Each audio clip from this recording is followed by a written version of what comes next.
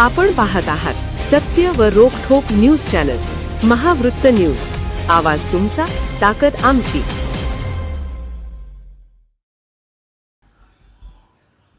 सुजाता संजय सुतार लोकराजा शाहू राष्ट्रीय कर्तृत्व भूषण पुरस्कार 2026 ने सन्मानित. पोलीस मित्र असोसिएशनच्या वतीनं अनेक क्षेत्रात उल्लेखनीय कार्य करणाऱ्या व्यक्तींच्या कार्याचा गौरव पुरस्कार देऊन गौरव केला जातो. यावर्षी या उपक्रमाचे सातत्य ठेवत लोकराजा राजर्षी शाहू महाराजांच्या जयंतीचे औचित्य साधून केंद्रीय मंत्री रामदास आठवले, कोल्हापूर महानगरपालिकेच्या महापौर रुपाराणी निकम, माजी आमदार तथा गोकुळ दूध संघाचे संचालक डॉक्टर सुजित मेंचेकर आणि जिल्हा आपत्ती व्यवस्थापन अधिकारी डॉक्टर प्रसाद सकपाळ यांच्या हस्ते लोकराजा शाहू राष्ट्रीय कर्तृत्व भूषण पुरस्कार 2026 इचलकरंजी येथील सुजाता संजय सुतार यांनी त्यांच्या व्यावसायिक आणि क्षेत्रातील कार्यासाठी तेजस्विनी सौंदर्य शिल्पकार हा पुरस्कार त्यांना देण्यात आला. सुजाता यांचे माहेर पुणे, शिक्षण सिम्बायोसिस ग्रॅज्युएशन आणि पुढे MBA प्रथम वर्ष केले. सासरी 1ली ते 10वी पर्यंत क्लासेस सुरू केले. महिलांच्या संपर्कातून पार्लर कोर्स केल्यामुळे पार्लर व्यवसायातून अनेक नवीन गोष्टी आत्मसात करून प्रत्येक युवती नववधू महिलांसाठी त्यांच्या सुंदर दिसण्यासाठी मेकअप करून त्यांचे सौंदर्य खुलवून त्यांच्या चेहऱ्यावर हसू आणि आनंद निर्माण करण्याचे प्रयत्न केला. जवळपास 2000 मुलींना अकॅडमीच्या माध्यमातून प्रशिक्षण दिले. अनेक बेरोजगार मुलींना स्वकर्तृत्वावर उभे केले. शासकीय प्रकल्प योजना राबवल्या. 20 वर्ष सातत्यानं पार्लर व्यवसायातून आपले कौशल्य दाखवत व्यवसायाला चालना दिली. या व्यावसायिक प्रवासाचा सन्मान करत त्यांचा कार्याची दखल घेत पोलीस मित्र असोसिएशनच्या वतीनं शक्ती शृंगार उद्योजिका हा पुरस्कार मिळाल्याबद्दल आपले मनोगत व्यक्त करताना सुजाता सुतार यांनी माहिती दिली. मॅडम, आपलं नाव? सुजाता संजय सुतार. काय करताय आपण? प्रोफेशनल आपलं? मी गेली 30 वर्ष झालं मी या ब्युटी क्षेत्रामध्ये आहे. मग ब्युटी थेरपिस्ट, एस्थेटिशियन, कॉस्मेटॉलॉजिस्ट या प्रकारे मी कार्यरत आहे. नेमकं काय आहे त्यातनं? म्हणजे एक पार्लर एवढाच विषय महिलांना माहिती असतो. अच्छा. त्यात गेलं की मेकअप करायचा आहे, आपल्याला सुंदर दिसायचं आहे. पण हे जे तुम्ही डिग्र्या सांगितले किंवा ह्या ज्या गोष्टी सांगितल्या त्या फक्त काय आहे, सुशिक्षित महिला ज्या आहेत, ओके, म्हणजे एज्युकेशनल महिला आहेत त्यांना त्या गोष्टी माहिती आहेत. अगदी म्हणजे ज्या नॉन एज्युकेशन असतील किंवा ज्यांना थोडक्यात शिक्षण झालं असेल त्यांना ह्या गोष्टी कुठं माहिती आहे. फक्त एवढंच माहिती असते की आपण पार्लरमध्ये जायचं, आपल्याला नटायचं आहे, काहीतरी आपल्याला तिथे पहिल्या खुर्ची बसवल्या, फेशियल वगैरे याच गोष्टी माहिती असतात. तुम्ही जे आता जेवढ्या डिग्र्या सांगितल्या थोडक्यात त्याबद्दल थोडक्यात आमच्या प्रेक्षकांना. आता कसं झालंय की प्रत्येक क्षेत्रामध्ये आपण काही ना काही कार्यरत राहिलं पाहिजे, अपग्रेशन मध्ये राहिलं पाहिजे. तर आज काळाची ही गरज आहे की नुसते आयब्रोज किंवा नुसतं फेशियल्स किंवा ओनली मेकअप्स हे तर खूप कॉमन कन्सेप्ट झालेले आहेत. हल्ली कॉलेजच्या मुली तर अगदी सर्रास या मेकअपमध्ये अगदी म्हणजे अग्रेसिव्हच आहेत. तर ह्यामध्ये कसं आहे, ज्या पद्धतीने कॉस्मेटॉलॉजिस्ट मीन्स स्किन आणि हेअर ह्यामध्ये डिमांड्स आमचे खूप वाढत गेलेले आहेत.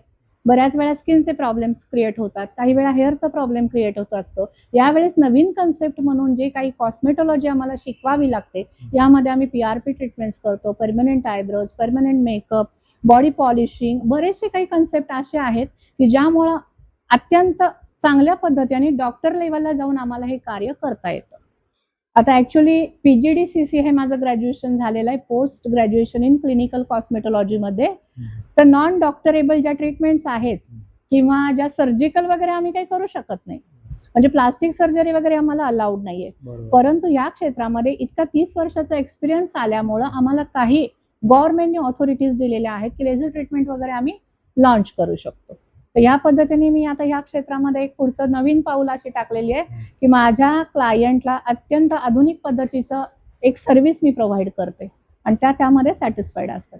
तुम्हाला लेझर ट्रीटमेंट करण्याची परवानगी आहे? हो. कशा संदर्भात ती लेझर ट्रीटमेंट केली जाते? आता ऍक्च्युली कसं आहे माहिती का, जे नेम फेम बॉलिवूड हॉलिवूड ह्यामध्ये ज्या हिरोईन्स आहेत तर त्या हिरोईन्सना इतका ग्लो कशामुळे असतो, तर बऱ्याचदा मुलींचं असतं की मला तिच्यासारखं दिसायचंय, मला अमक्या ट्रीटमेंट्स करायच्यात.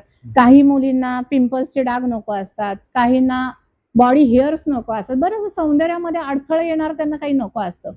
प्युअरली अगदी स्किन चांगली पाहिजे, हेअर चांगले पाहिजेत. तर ह्यासाठी आम्हाला काय करावं लागतं की लॉंग लेंदी प्रोसेस आहेत, थोड्या कॉस्टिंग पण जादा असते, पण त्यांच्या डिमांड अनुसार त्या क्लायंटच्या अनुसार आम्ही ते प्रोव्हाइड करू शकतो. आपलं माहेर? माझं माहेर पुणे आहे. पुणे. इथं शिक्षण कुठपर्यंत घेतलं? माझं ऍक्च्युली सिम्बायोसिसचं ग्रॅज्युएशन आहे माझं. तर MBA ची फर्स्ट बॅच होती. माझं पुढे आणि MBA करायचं प्लॅनिंग होतं, पण तोपर्यंत मॅरेज झालं. त्यानंतर मला ही हॉबी म्हणून केलेला कोर्स हा. आज ह्यामध्ये मला इतकी प्रतिष्ठा मिळवून दिलेली आहे. ऑलमोस्ट माझ्या 2000 पेक्षा जास्त विद्यार्थिनींना प्रशिक्षण दिलेलं आहे मी. म्हणजे हा व्यवसाय करत तुम्ही त्याचे क्लासेस पण चालू केले? येस, ऍक्च्युली अकॅडमी ह्यासाठीच आहे माझी, की फेमस बऱ्याच मुलींना मी त्यांच्या स्वावलंबी बनवलंय.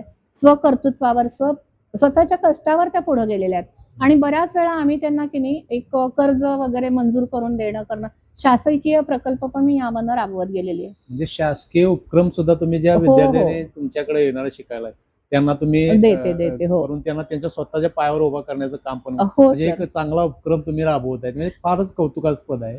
हो सर. तुम्ही किती वर्ष झाले या व्यवसायात आहे? गेली 30 वर्ष मी कार्य करते.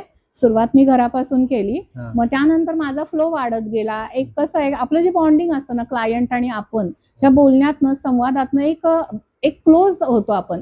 मग त्यानंतर माझा क्लायंट वर्ग वाढत गेला. माउथ टू माउथ पब्लिसिटी होत गेली. मग काही वेळा माझ्याकडे आल्या रिक्वायरमेंट, मॅम तुम्ही इतकं छान शिवाय आम्हाला शिकवणार का तुम्ही? मग सुरुवातीला मी हेअरस्टाईल, मेकअप अशी छोटी छोटी क्लास घ्यायचे.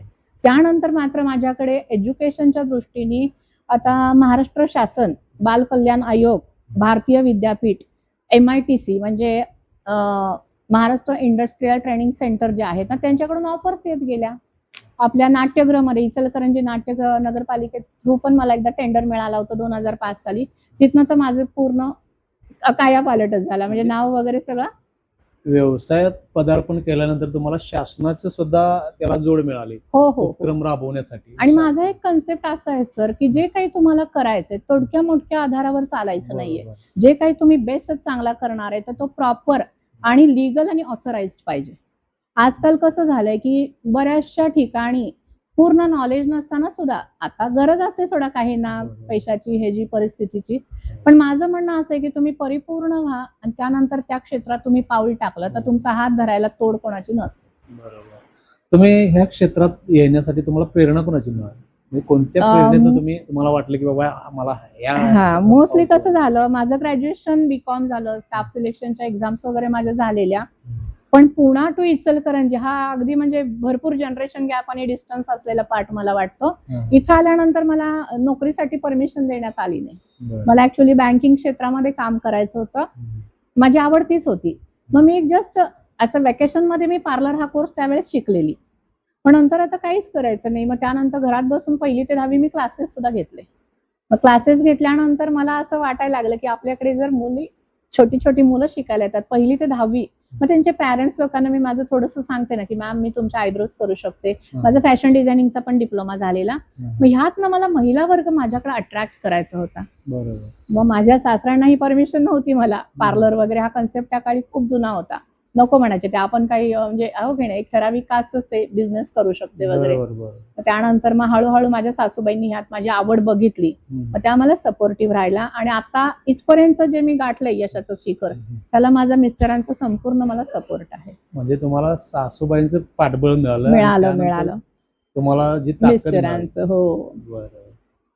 मॅडम, हे काम करत असताना तुम्हाला शासनानं काय दखल घेतली काय? सामाजिक क्षेत्रातल्या काही म्हणजे समाजसेवक संस्था असतील किंवा शासनाच्या याच्यावर तुम्ही आता उपक्रम राबवत असताना असं तुमची काही दखल कार्याची घेतली का? हा, बऱ्याच वेळेला मी कसं माझा सेल्फ काही मी त्यामध्ये बेनिफिट पाहिला नाहीये.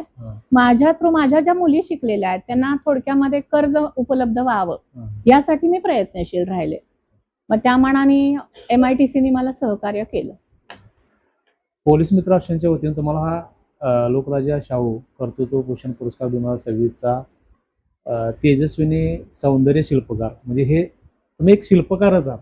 म्हणजे एकंदर सौंदर्य घडवायचंय त्याला त्या एकंदर शिल्पकार म्हणजे एखाद्या मूर्तीत जर का एखाद्या दगडात आपल्याला जर मूर्ती घडवायची असेल तर त्याला तो शिल्पकारच घडवू शकतो. अगदी बरोबर आहे. त्या पद्धतीने तुम्ही एक ते सौंदर्य घडवण्याचे एक शिल्पकार म्हणून तुम्हाला एक चांगला पुरस्कार, तुम्हाला तेजस्वी सौंदर्य शिल्पकार पुरस्कार आणि मी पोलीस मित्रच्या असोसिएशनच्या माध्यमातून दिला.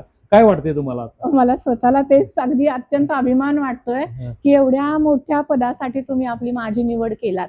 म्हणजे आजपर्यंत 30 वर्षाच्या कालावधीमध्ये आम्ही फक्त जस्ट काम करत गेलो, पण आज कोणीतरी आमचं कौतुक करतंय आणि यासाठी आम्हाला तुम्ही नॉमिनेट केलात, याबद्दल खरोखरी पोलीस असोसिएशनचे मी धन्यवाद मानते. खूप खूप मनपूर्वक आभारी आहे. अभिनंदन तुमचं. Thank you sir. महावृत्त न्यूज चॅनलला लाईक करा, शेअर करा आणि सबस्क्राईब करा.